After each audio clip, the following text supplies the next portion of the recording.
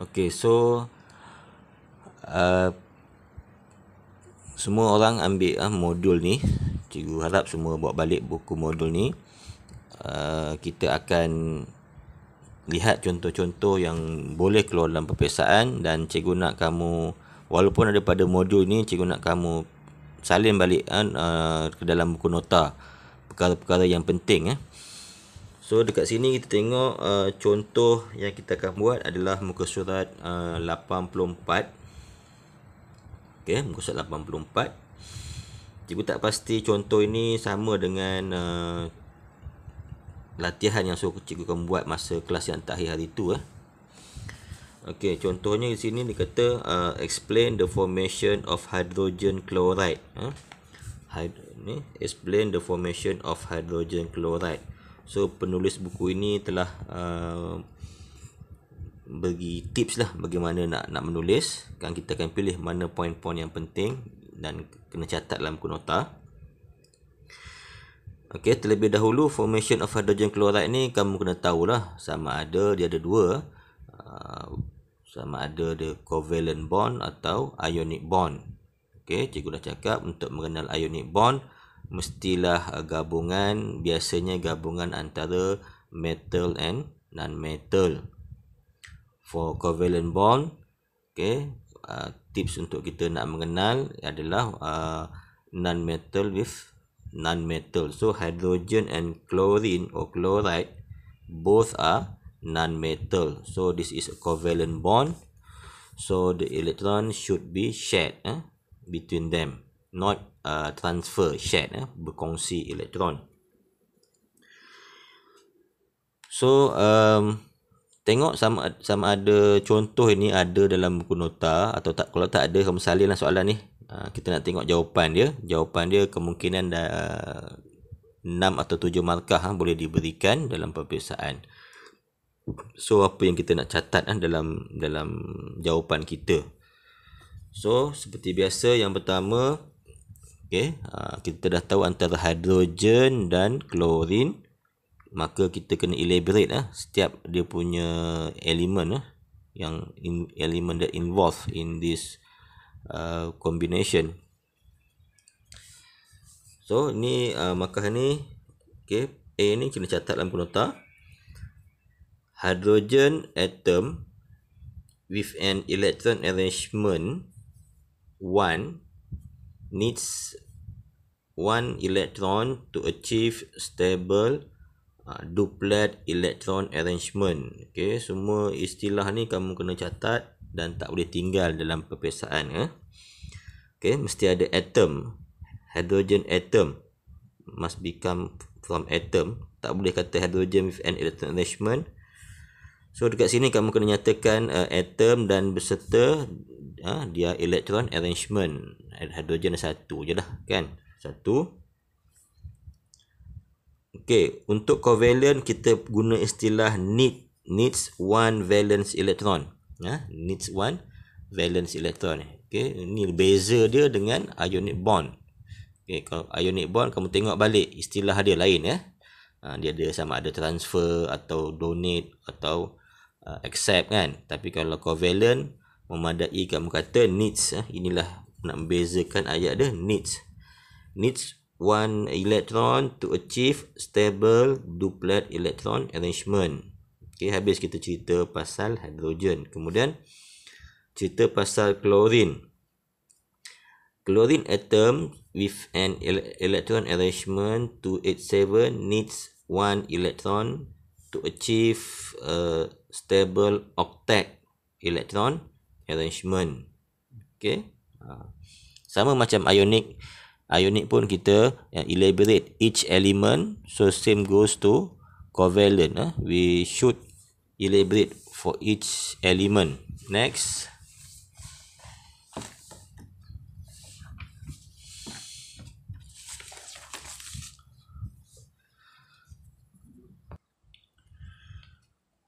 Okey, yang seterusnya kamu kata one chlorine atom shares one pair of electron with one hydrogen atom to form hydrogen chloride molecule with the formula HCl. So kamu ikut saja ni. Ayat dia ni. Cuma di sini mungkin ada sedikit kekeliruan. Seolah-olah dia macam berkongsi dua. Nampak ni, shares pair of electron.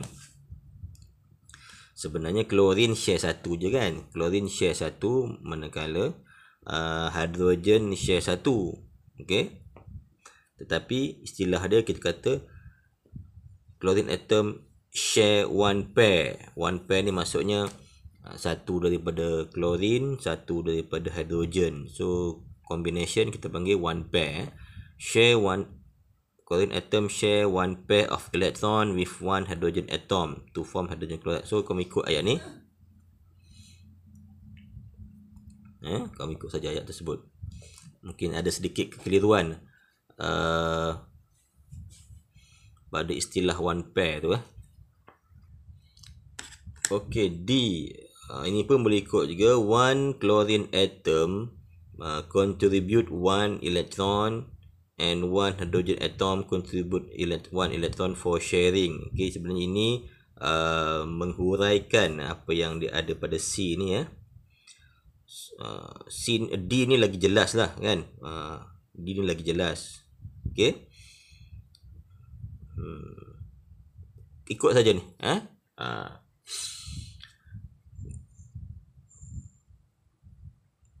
So E, one chlorine atom, E ni tak payahlah. Tapi untuk latihan kamu boleh buat ikut saja sini. Tapi untuk dalam nota kamu tak payah memadai A, B, C, D. Okey. A, B, C, D ni sebagai jawapan kamu.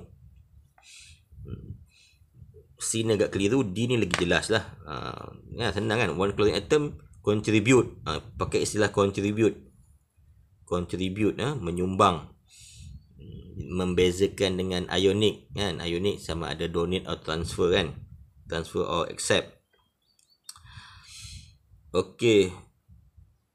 So yang terakhir kamu tutupkan dengan chlorine atoms achieve stable octet electron arrangement and hydrogen atom achieve stable duplet electron arrangement. Okey. So lengkap untuk ni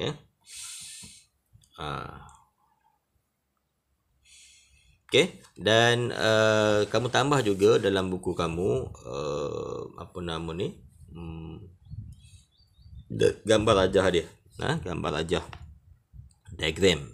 Ni kadang-kadang ada markah juga ni. Okey, buat diagram dia. So, cikgu baru teringat, cikgu rasa cikgu lupa untuk ionic bond dulu. Cikgu hanya bagi kamu description kan, bagaimana dapat markah. Tapi cikgu terlupa nak bagi diagram untuk ionic bond kan. Okey, cikgu akan bagi bagaimana nak melukis ionic bond. Ini untuk covalent bond.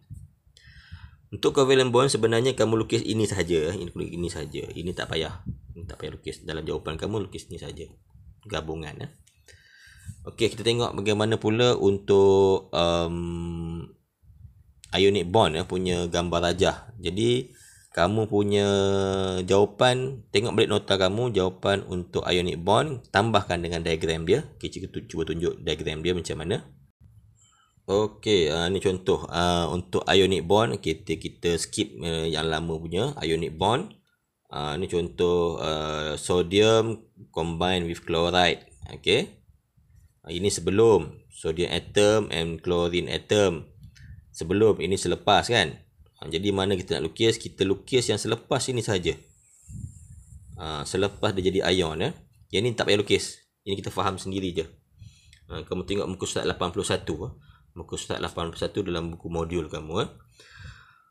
Okey. Yang mana sodium atom ni bila dia donate one electron, dia akan jadi seperti ini. Kamu kena buat kurungan dia dan ada charge kat sini. Ada charge positif. Sama juga dengan chloride. Klorin bila dia terima, kita kena kurungkan. Bila dia jadi ion, kita kena kurungkan dan negatif. Okey, kemudian kita rapatkan dua ni. Boleh? So ini cara dia. Yang sini tak payah tulis dalam jawapan kamu. Kamu tulis yang ni saja dalam jawapan skema kamu. buat dalam muka nota Okey, itu contoh sodium chloride Ini contoh magnesium oxide. Magnesium oxide ini dia. Magnesium oxide Tak jelas ke? Kita besarkan sikit. Okey, ini magnesium oxide. Okey, Mg dalam ni pastikan lengkap lah 288 sebab dia dah buang. Bila buang dia jadi ion, kita kena kurungkan dia dan lukis charge dia kat luar ni. Okey, pastikan dalam ni dah lengkap 288 ke 28 ke. Okey, sama juga dengan oxide ni. Dia terima kan. Jadi macam ni. Boleh Ini jauh sangat ni. Ini kena rapat lagi.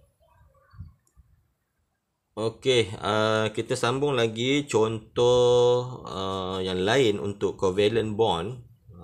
Contoh ni suka keluar. Okey, yang ni kalau dia nak tanya covalent bond, dia suka tanya yang ni. Ini cikgu bagi 3 bintang setengah lah.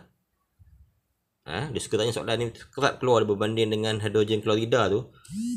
Okey, berbanding yang ni suka keluar yang ni. Jadi kamu kena mahir yang ni dulu tu, betul-betul Okay, explain the formation of carbon dioxide. Means carbon and oxygen. Okay, dekat sini dia bagi panduan kamu macam mana nak jawab. Dekat sini dia beritahu. Pertama kamu kena tahulah dia punya electron arrangement dia. Electron arrangement kamu dapat, you get based on proton number. Okay, dia tak ada electron number dekat ataupun number of electron dekat periodic table. Kita kena rujuk proton number. Okay, kerana elektron mesti sama banyak dengan proton di dalam atom. Okay, jadi kita akan dapat 24 dengan 26 ni. Macam mana kita nak gabung dua-dua ni 24 dengan 26 macam mana nak combine ni, macam mana nak share tu kan. Dekat bawah ni cikgu tak nak terang panjang sini, tapi kamu boleh baca yang ni. Ini dia bagi tips macam mana nak jawab lah. Macam nak jawab tips Tapi kamu dah biasa CO, carbon dioxide ni kan. Carbon dioxide ni macam mana formula dia? CO2, betul tak? Jadi kamu sebenarnya tahulah 1C bergabung dengan O2 kan. Daripada formula kita dah tahu dah. Ini suka keluar. Kadang-kadang dia tak bagi direct, dia tak bagi CO2, dia bagi X, Y. X bergabung dengan Y kan. X tu mewakili karbon, Y tu oksigen. Okey.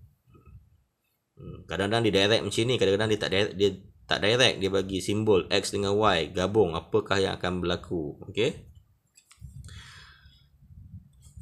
Okey, kamu boleh tengok muka surat 85 cuba bagaimana kita nak jawab.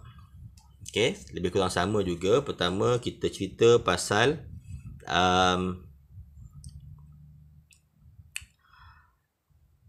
kita elaborate describe pasal elemen dia. Carbon atom with an electron arrangement of 2,4 needs.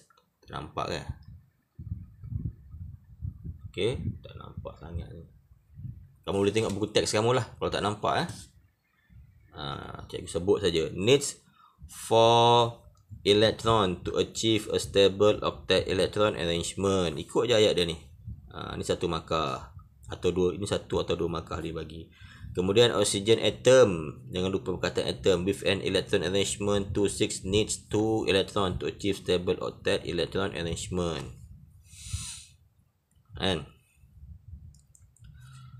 one carbon atom share one pair of electron with 2 oxygen atom form carbon dioxide molecule with the formula of CO2. Ni agak pening ni, C ni. Tak apa, kamu salin je ni. Kita tengok yang bawah ni yang akan elaborate C tu. Memang tadi pun C agak pening Share one pair ni maksudnya carbon ni sumbang satu, oksigen kumbang satu, digabung jadi one pair. Ni datang mana tu pula. Okey, kita tengok nanti macam mana. Okey, D, one carbon atom contribute 4 electrons. Ni agak suka sikit. Covalent component dia agak suka sikit. And each of 2 oxygen atom contributes two electron for sharing to form covalent bond pun boleh, ataupun double covalent bond pun boleh. Kamu tengok salin lah ni. Catat dalam buku nota, cuba fahamkan. Okey, seterusnya